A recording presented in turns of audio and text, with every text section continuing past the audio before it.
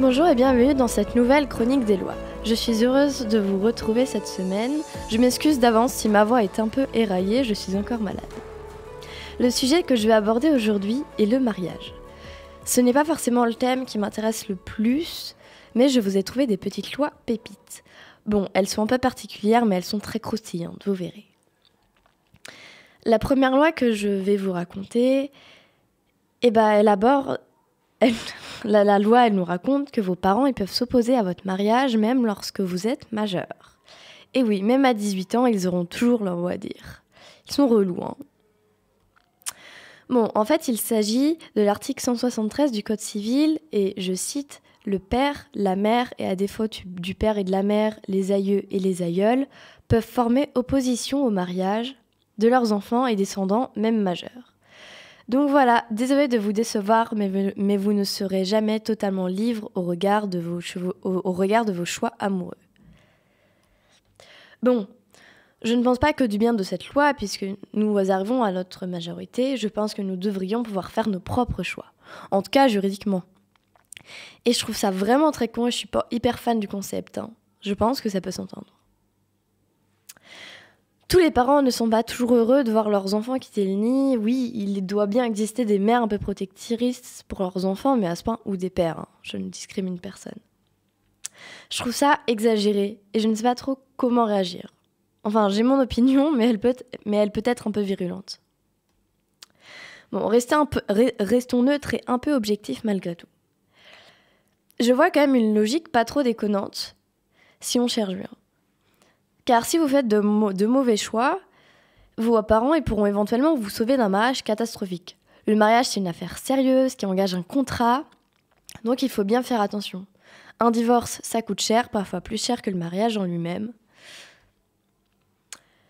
Après, si vous n'avez pas de bonne relation avec vos parents, ils peuvent être tentés d'être procéduriers et donc de faire appliquer cette loi.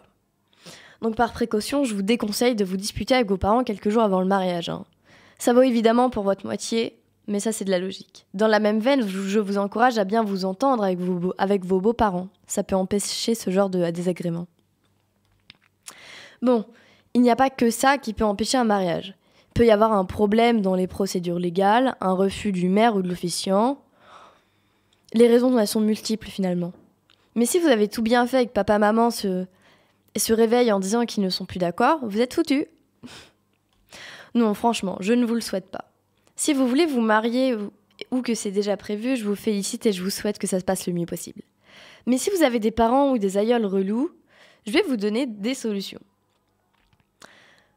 Bon, je vais vous proposer des solutions puisque je trouve cet article de loi vraiment scandaleux.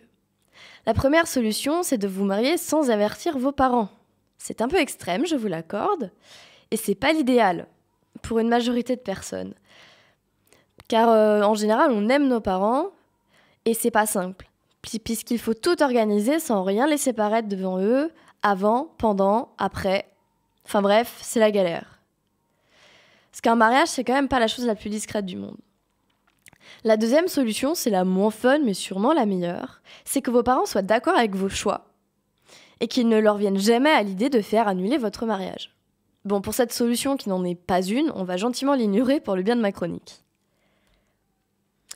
La troisième solution, qui me paraît pas trop mal, c'est que vos parents ne prennent pas connaissance de cette chronique, ou de cette loi, tout simplement. Et s'ils ne s'y connaissent pas en droit, dans ce cas-là, c'est encore mieux. Après, j'ai pas 50 solutions, et c'est pas vraiment des solutions à proprement dites. Surtout si vous voulez préserver un lien de confiance et une relation avec vos parents. Mais bon, si vous m'écoutez un peu trop, c'est pas mon problème, je ne prendrai aucune responsabilité. Si un truc sur lequel j'ai rien dit ou très peu, c'est qu'on parle pas que de vos parents. On parle aussi de vos aïeuls en général. Donc ça élargit le champ des possibles et c'est pas dingue. Car ça veut dire, si je continue dans ma logique, qu'il y a beaucoup de gens auxquels faut mentir si vous faites un mariage dans leur dos. Ça fait beaucoup de monde à désinviter. Enfin, je vais pas vous refaire la moitié de cette chronique. Je trouve ça fou qu'on ait voulu à ce point enfoncer le clou en fait. Car si vous avez plus de parents, on colle à tous vos aïeux la responsabilité de s'occuper de vos histoires de cœur. Non mais quand même, Je n'ai abordé que le côté des personnes qui ne peuvent pas dessiner par eux-mêmes et de la personne qui partagera leur vie. Mais le parent dans tout ça, qui a dit qu'il voulait être mêlé aux affaires de hacker de son gosse?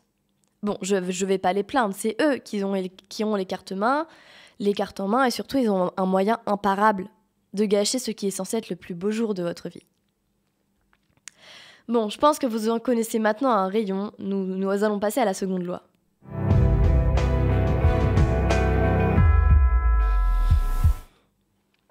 La seconde loi que je vais aborder aujourd'hui, c'est encore sur le mariage, comme je vous l'avais annoncé. Et je vous préviens tout de suite, elle est encore plus bizarre et glauque que la première. Le président de la République peut autoriser les mariages incestueux. Bon, si je trouvais la première loi à cette émission particulière, celle-là, je ne vous dis pas. Bon, on a tous entendu parler d'inceste, on sait ce que c'est.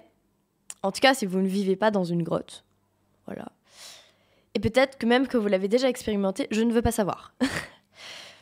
Mais je ne suis pas sûre que quelqu'un se soit dit « Tiens, si je me mariais avec mon cousin ou ma tante ». Je n'arrive en tout cas pas à l'imaginer, mais j'arrive à la conclusion que si cette loi existe, c'est qu'à un moment donné, ça a dû venir à l'esprit de quelqu'un.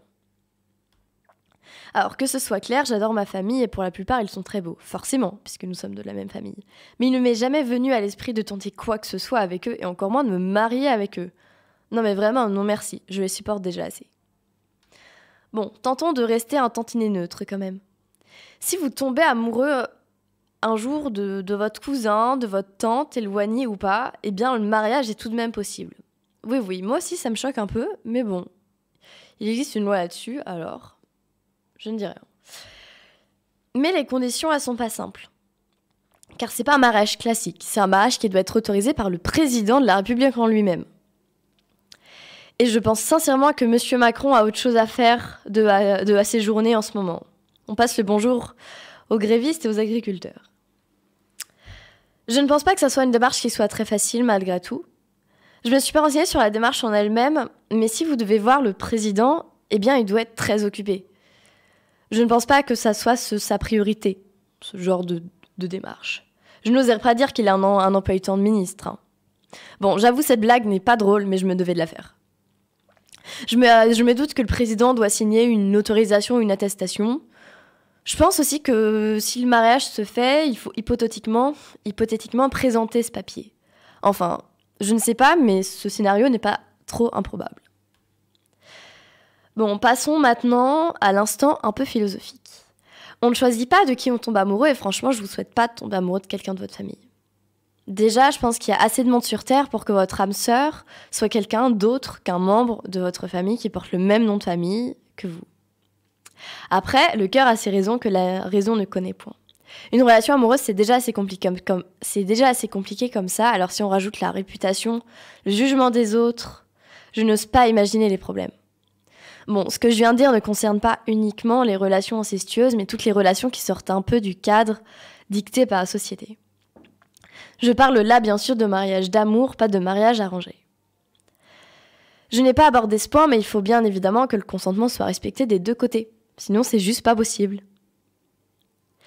Sachez tout de même que je vous souhaite d'être heureux, peu importe quel est l'élu de votre cœur.